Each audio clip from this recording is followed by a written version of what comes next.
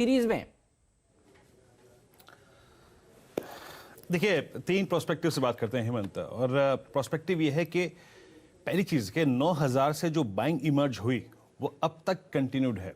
आप ये देखिए हेमंत के 9000 से लेकर करीब करीब 9581 यहां तक आते आते अगर मैं उस दिन भारती की डील के फ्लो को इंक्लूड कर दूं तो लगभग करीब 14,600 करोड़ रुपए का कैश मार्केट्स में आया है, लीविंग डेरिवेटिव्स। अगर आप वायदा कारोबार के हिस्से को छोड़ दें तो वाकई 9000 से लेकर 9500 के बीच में बहुत स्ट्रांग बैंक थी, इसमें कोई दुरा नहीं है। इंस्टीट्यूशनल आंकड़े ये कहते हैं, ठीक है, आपने अगर आप देखें एमएससीआई का जिक्र किया, लेकिन स्टिल वो नंबर्स काफी स्ट्रांग है। 1460 967 का अगर आप देखें डीआईएस का आंकड़ा 2500 करोड़ रुपए की नेट कैश बैंक बाजार में। एक चीज अच्छी है कि एफआईएस का पैटर्न हेमंत अच्छा नजर आ रहा है। अमूमन वो इंडेक्स को तभी शॉर्ट करते हैं जब वो कैश में कैपिटलाइज करना चाहते हैं, यानी कैश में बाइंग करना चाहते हैं, और स्टॉक फ्यूचर्स पे कैपिटलाइज करते हैं, स्टॉक फ्यूचर्स पे लॉन्ग जाते हैं।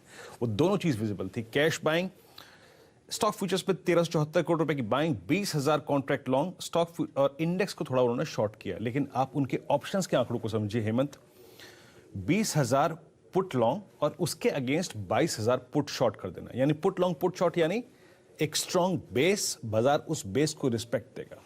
और अगर आप एक और इंडिकेटर देखें तो उनकी तरफ से 21,000 कॉल लॉन्ग है, यानी वो इंडेक्स पे लॉन्ग जाने की टेंडेंसी रख रहे हैं। अभी आपकी स्क्रीन पर अगर आप देखें, ये 4 जून की कॉल है हेमंत, स्लाइट रेजिस्टेंस 9730 9710 इस जोन में रहेगा। 13 लाख का आउटस्टैंडिंग वाइज कॉल का है। यहां पे एक छोटा सा रेजिस्टेंस है इंट्राडे बेसिस पे, या फिर अगर आप देखें वीकली प्रोस्पेक्टिव से, क्योंकि यहीं पे कॉल खड़ी हुई है और यहीं पर एक टेक्निकल हर्डल है, याद रखिएगा। नीचे की तरफ अगर आप आए तो 93 94 और 9500 की पुट्स में बहुत स्ट्रांग राइटिंग है, बहुत स्ट्रांग पुट राइटिंग है, जो कि इंडिकेट करती है कि हमारा बेस जो है वो अब आता है 9350 और 9400 की जोन में। आप देखिए 9400 की कॉल का पुट का आउटस्टैंडिंग वाई 15 लाख का। तो मेरी अप्रोच क्या रहेगी हेमंत, बाय ऑन डिप्स। शुक्रवार को भी मेरा टारगेट हिट हुआ था एग्जैक्टली 9591 का। एक बहुत स्ट्रांग बेस है 9400, यहां के आसपास अपना स्टॉप लॉस रखिए। हालांकि जब ये मैंने टिप्पणी की थी सुबह, एसजीएक्स निफ्टी काफी नीचे था, अब काफी ऊपर है। वो 9500 की कॉल को भी होल्ड करिए, हल्का सा प्रॉफिट बुक कर सकते हैं आप 91 9710 9730 की रेंज में, और हल्के से डिप का इंतजार कीजिएगा उसके बाद। ये था जो टिप्पणी थी ना हेमंत, ये मैं वीकली डेटा के अनुसार कर रहा हूं, जो मैं 9710 का जिक्र कर रहा हूं। लेकिन जो आपका प्रश्न था कि 10,000, अगर आप मंथली कॉन्ट्रैक्ट्स को देखें और मंथली कॉन्ट्रैक्ट्स के ओआई बिहेवियर को देखें तो आपकी बात में दम लगता है हेमंत। तो दम है। मैं देख रहा था कि 10,000 के कॉल्स पर खूब ओपन इंटरेस्ट बन रहा है, नीचे 9,000 के पुट पर बन रहा है। तो आपसे थोड़ा बहुत मैं डेटा को पढ़ना समझ रहा हूँ। ये डेटा तो वैसे आपका जॉब है और आपका फोर्टे है, लेकिन लग रहा है माहौल वैसा बन रहा है वीरू की 10,000 तो देखिए इस बार पक्का हासिल होगा। अच्छा, बैंक निफ्टी के लिए बताइए, क्योंकि बैंक निफ्टी ने पिछले सीरीज में थोड़ा सा मायूस किया था, हालांकि लास्ट में उसने अच्छा कमबैक दिखाया। ये अगर बढ़िया प्रदर्शन दिखाता है तो अच्छी तेजी बन सकती है। बैंक निफ्टी का डेटा कैसा बना है? बैंक निफ्टी में लास्ट 3 कैंडल्स, यानी बुधवार गुरुवार शुक्रवार की 3 कैंडल्स अगर आप देखें तो बीते 3 महीने की, 2 महीने की, 2.5 महीने की सबसे स्ट्रॉन्गेस्ट 3 कंसेक्यूटिव कैंडल्स थी, अगर आप कैंडलस्टिक्स चार्ट्स पे देखें।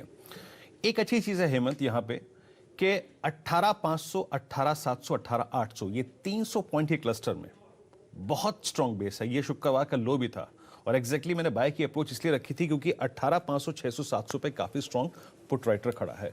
और याद रखिए इसी रेंज में आता है 18,500 से 18,800 के बीच में हमारा 20 डे एक्सपोनेंशियल मूविंग एवरेज, जिसको ब्रेकआउट देके हमने एक अच्छा मूव दिया विद स्ट्रॉन्ग वॉल्यूम्स। हेमंत buy on dips.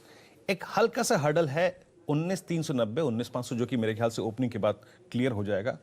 Long position को रखिए, पहला टारगेट होगा 19,975 और 20,050, और अगर इस जोन को हम पार कर जाते हैं तो नेक्स्ट पॉसिबल टारगेट आता है वो है 20,570, जो कि है निफ्टी बैंक का 50 डे एक्सपोनेंशियल मूविंग एवरेज।